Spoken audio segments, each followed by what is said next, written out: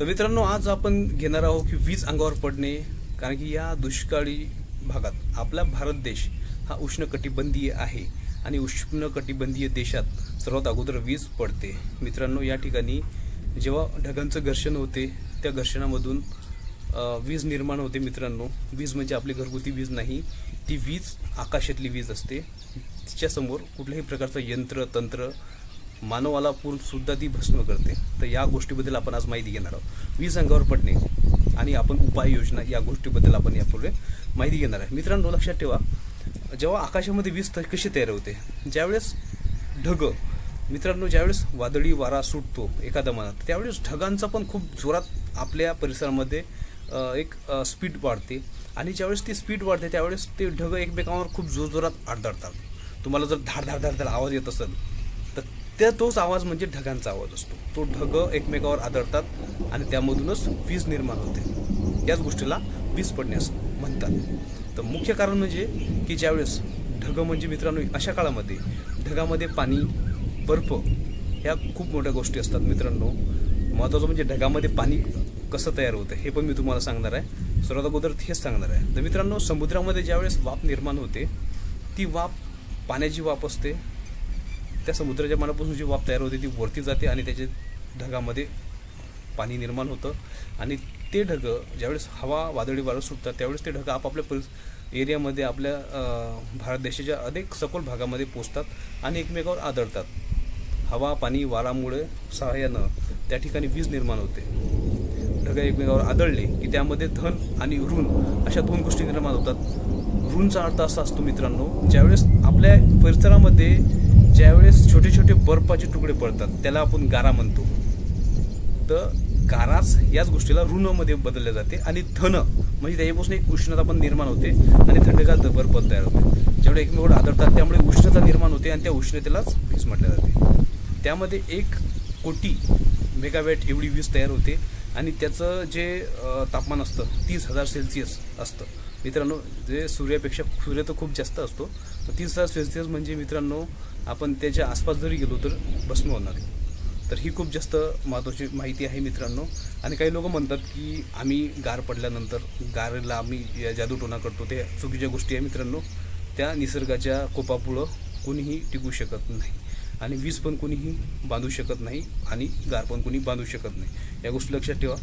आपण जर शेतात असणार, ज्यावेळेस आपल्याला जर असा भास झाला की बघा ढगांचा आवाज येतोय, जर असा भास झाला की आता खूप जास्त येणार आहे पाऊस, तर आपण घरी निघून यायचं मित्रांनो. आजचं काम उद्या पण करू शकतो. आणि मित्रांनो, ज्यावेळेस वीज आणि अतिरिक्त हवामान खात्याने जे दर्शवलेलं असतं की वीज पडणे जेव्हा वादळी वारा सुटतो त्यावेळेस आपण शेतात नाही घरी जरी असलो तरी आपल्याला घ्यायची काळजी मी तुम्हाला एक सांगणार आहे. लक्षात ठेवा, ज्यावेळेस विजा कळकळाट होतात, खूप मोठ्या प्रमाणावर विजा आपल्या शहरामध्ये किंवा आपल्या गावामध्ये आपल्या घरावरून कधी कधी वीज पडल्यासारखं आपल्याला एक होते, त्यावेळेस आपण घ्यायची काळजी. मित्रांनो, त्या टाईमला सरकारकडून आणि आपल्या प्रशासनाकडून वीज पुरवठा खंडित केला जातो. ते तर एक उत्तम गोष्ट आहे, त्यामुळं खूप चांगली गोष्ट आहे. त्यानंतर मित्रांनो, आपल्या पुरवठा खंडित केल्यानंतर आपल्या घरामध्ये जी लाईट असते ती वरच्या विजेच्या संपर्कामध्ये येऊन आपल्या घरामधले जे उपकरणं असतात, मशीन असतात, TV असतात, खूप महाग आपले जे मशिनरी असतात ते आपण बंद ठेवायला पाहिजे. खास करून मोबाईल बंद करायला पाहिजे. मोबाईलच्या संपर्कामध्ये पण वीज येऊ शकते. नेटवर्क हे त्या विजेला खूप जास्त इफेक्ट करू शकतं. TV, लाईट्स असो, फॅन असो, प्रत्येक उपकरणं बंद करून ठेवायची, स्विच ऑफ करून टाकायचं. मित्रांनो, ज्यावेळेस वीज पुरवठा खंडित केला जातो त्यावेळेस त्यांचं पण ट्रान्सफॉर्मर जळण्याचा धोका असतो. मित्रांनो, जे पॉवर हाऊस असतात त्या पण उडण्याची शक्यता असतो. कारण की 1,000 नाही तर 1 कोटी मेगावॅट वीज जेव्हा आकाशातून जर खाली पडली ना तर त्यावेळेस ते ट्रान्सफॉर्मर पूर्ण जळून राख होईल. त्यामुळं तुम्हाला सांगतो. आणि घरामध्ये असताना आपण कधीही आपलं जर पत्र्याचं घर असेल तर त्या पत्र्याला कधी हात लावू नये. कारण की त्या पत्र्याला जेव्हा आपण हात लावणार तर आपल्याला तेव्हा पण खूप जोरात फटका बसू शकतो, विजेचा शॉक लागू शकतो. कारण की ती खूप उरूनच जाणार, पण तिचं ज्यावेळेस कनेक्शन जमिनीला होणार त्यावेळेस त्याचं नक्कीच आपल्याला नुकसान होऊ शकते. मित्रांनो, 86% शेतकरी यामध्ये मृत्यू होतात, खास करून महाराष्ट्रामध्ये. का होतात? कारण की ते शेतीतून राबतात, त्यांना वाटतं की आजच काम पूर्ण झालं पाहिजे. पण ती जर वीज अंगावर पडली तर तुमचं जीवन उद्यासाठी तयार नाही होणार. त्यामुळे ते काम टाकायचं आणि घरी यायचं, दुसऱ्या दिवशी सकाळी येऊन पूर्ण करायचं. हेच गोष्ट लक्षात ठेवा मित्रांनो.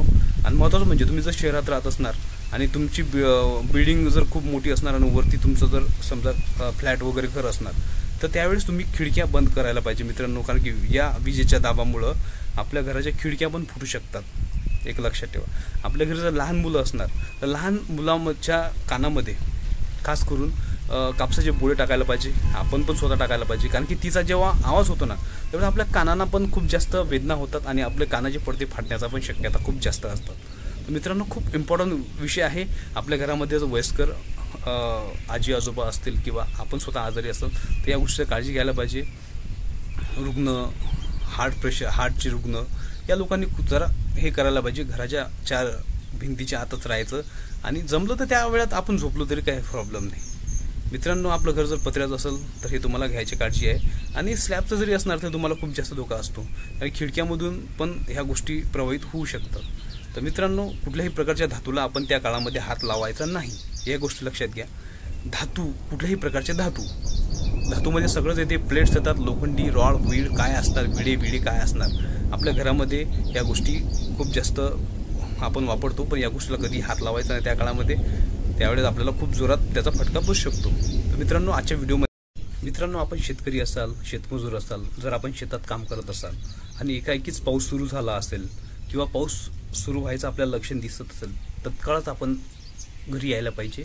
कारण की मित्रांनो, महत्त्वाचं म्हणजे की वीज ज्यावेळेस अंगावर पडते त्यावेळेस ती आपली साधारण लाईट नाही आहे किंवा वीज निर्मिती केंद्र नाही आहे की ती थोडासा शॉक देईल आणि आपल्याला सोडून देईल. मित्रांनो, ती वीज जी असते ना त्याच्यामध्ये मी सांगितलं की 1 कोटी मेगावॅट वीज एवढी तिची पॉवर असते. म्हणून मी तुम्हाला सांगतोय की आपण त्या ठिकाणी करायचे आपल्याला मी उपाय सांगणार आहे. मित्रांनो, ज्यावेळेस आपण शेतात असणार आणि आपल्याला वादळी वारा सुटला असणार, आपण लगेच आपण घरी येऊ शकत नाही किंवा येता पण आपल्याला धोका निर्माण होऊ शकतो. आपले जनावरे असेल वावरात शेतात असतील त्यावेळेस आपण काय करायला पाहिजे, कधीही जनावरे त्या झाडाखाली बांधू नये किंवा आपण स्वतःही झाडाखाली बांधू नये. जर आपल्या शेतामध्ये जर गोठा असेल तर त्या गोठ्याच्या खालीच आपण जनावरे बांधायला पाहिजे. आणि मुख्य म्हणजे मित्रांनो, जर आपण मैदानाच्या म्हणजे पूर्ण शेतामध्ये जर आपल्या जर गोठा नसेल किंवा कुठल्याही प्रकारचं राहायला व्यवस्था नसेल तर त्यावेळेस आपण काय करायला पाहिजे, आपले दोन्ही गुडघे आपण जमिनीला टेकवायला पाहिजे आणि आपलं जे पूर्ण भाग असतो डोक्याचा तो पूर्ण जमिनीच्या आणि गुडघ्याच्या मधात न्यायला पाहिजे. जेणेकरून वीज जेव्हा पडते त्यावेळेस आपल्या डोकं त्या संपर्कात न यायला पाहिजे. कारण की जेव्हा वीज पडते त्यावेळेस या गोष्टीला म्हणजे मेंदूला सर्वात जास्त हानिकारक असते.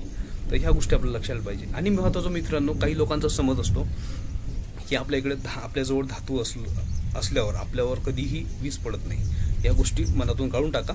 कारण की ज्यावेळेस आपल्याजवळ धातू असणार त्यावेळेस वीज सर्वात अगोदर आपल्याच अंगावर पडतील. कारण की ती कुठल्याही प्रकारच्या धातूला लवकरात लवकर कनेक्ट करते. तर ह्या गोष्टी खूप जास्त उपाययोजना आहे मित्रांनो. आणि मुख्य म्हणजे की सरकारने याबद्दल जागृती करायला पाहिजे.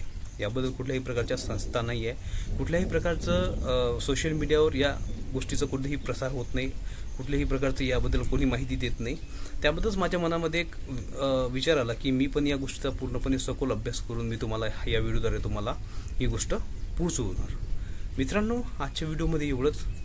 तुम्हाला जर व्हिडिओ आवडला असणार तर नक्की लाईक आणि फॉलो करा. आणि हो, आपल्या या महत्त्वाच्या इन्फॉर्मेशन आणि माहितीबद्दल नक्की एक सबस्क्राईब करायला पाहिजे. मित्रांनो, माझे व्हिडिओ फक्त कॉमेडीज नसतात, पण मला जे आवडतात, मला जर तुम्हाला चांगलं माहिती द्यायची असेल तर मी चांगले पण व्हिडिओ बनवतो.